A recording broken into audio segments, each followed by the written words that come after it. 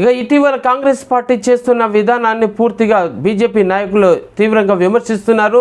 మోదీ నాయకత్వాన్ని ప్రశ్నిస్తున్నటువంటి కాంగ్రెస్ విధానాన్ని మరోసారి ఎండగడుతున్నారు బీజేపీ నాయకులు. బాబా సాహెబ్ అంబేద్కర్ చేసిన సేవలు, ఆయన సమాజం పట్ల చూపినటువంటి శ్రద్ధ శక్తులు సమాజ నిర్మాణానికి ఏ విధంగా కృషి చేస్తారో చాలా వివరంగా ఇక్కడ మనకు అందిస్తున్నారు బీజేపీ నాయకులు విజయ్ శ్రీనివాస్ గౌడ్.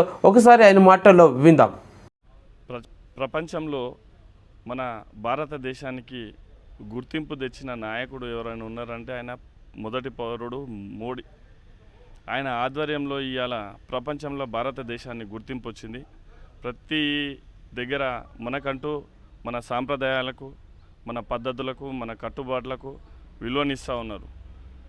అదేవిధంగా గతంలో అంబేద్కర్ గారి గురించి బీజేపీ ఆయనకు గౌరవం ఇవ్వాలి అని చెప్పిండు.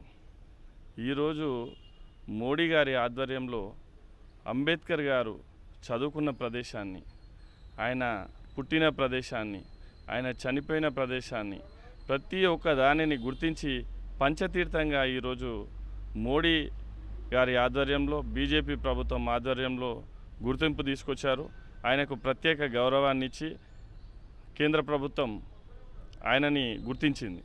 అదేవిధంగా గతంలో పార్లమెంట్లో అంబేద్కర్ స్టాచ్యూ లేదు, కానీ ఈ 15 సంవత్సరాల మోడీ ప్రభుత్వం ఆధ్వర్యంలో పార్లమెంట్లో కూడా అంబేద్కర్ స్టాచ్యూని ఏర్పాటు చేసిన ఘనత ఎవరిదైనా ఉందంటే అది బీజేపీ ప్రభుత్వం మోడీ గారి ఆధ్వర్యంలో. ఆయనకు ఘన నివాళులు అర్పించారు. గతంలో కాంగ్రెస్ ప్రభుత్వము ఆయనని విస్మరించి ఆయనని ఓడగొట్టడానికి ఎన్నో కుతంత్రాలు చేసిండ్రు.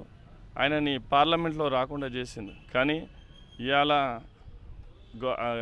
గౌరవం దక్కిందంటే అది బీజేపీ పార్టీ ఆధ్వర్యంలో, మన మోడీ గారి ఆధ్వర్యంలోనే అని ఈ సందర్భంగా నేను తెలియజేస్తున్నాను.